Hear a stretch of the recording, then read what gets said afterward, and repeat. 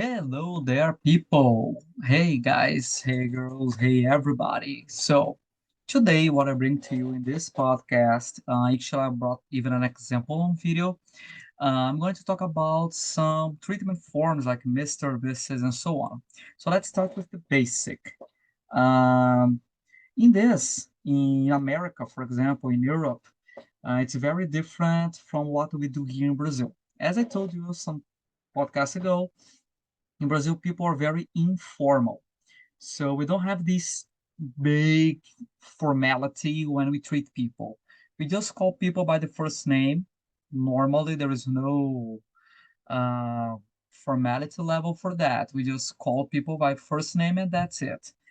In America and in Europe, seems to be a way different, such as it's very obvious when you watch movies and you watch series that at college, at school, people that we know, especially kids dealing with adults, that they're gonna use it, Mr., Mrs., last name to talk. It's very simple. For example, if I were at school, people wouldn't call me teacher. It's not so common in the United States. People would call me Mr. Gonçalves, which is my last name. Uh, if I have, for example, if I have my daughter having her friends over, they would also call me by Mr. Gonçalves and my wife by Mrs. Gonçalves. Would be very simple.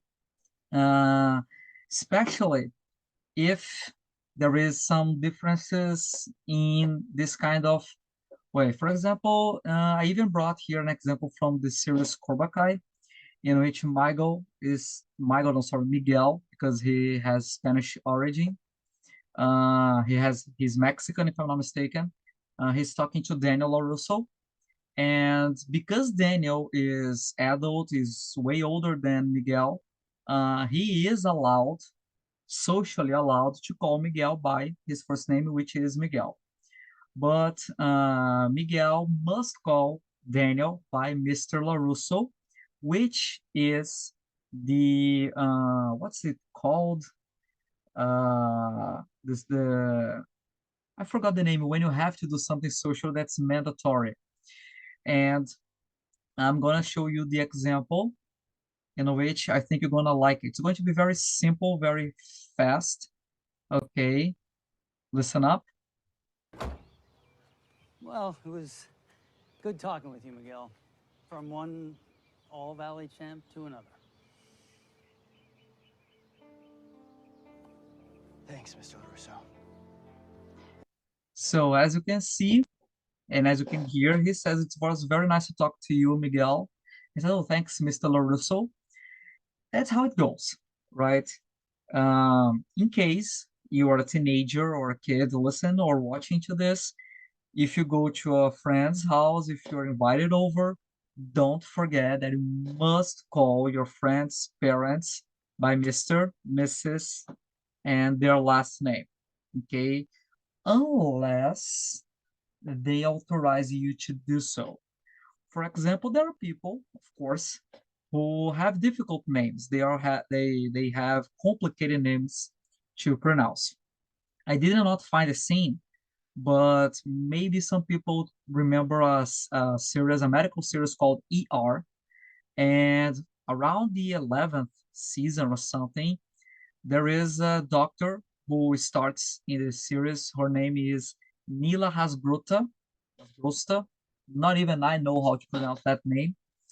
And then every time that she's introduced, or she introduces herself to other people, she says, "Oh, my name is Dr. Hasgruta, but you can call me Nila. You can call me Dr. Nila," because she prefers that people called her by her first name because it's simple, it's easier, right?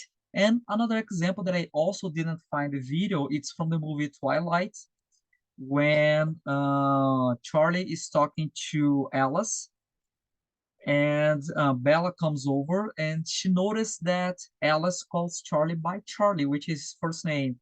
And Bella finds it strange. Why you're treating yourselves by the first name?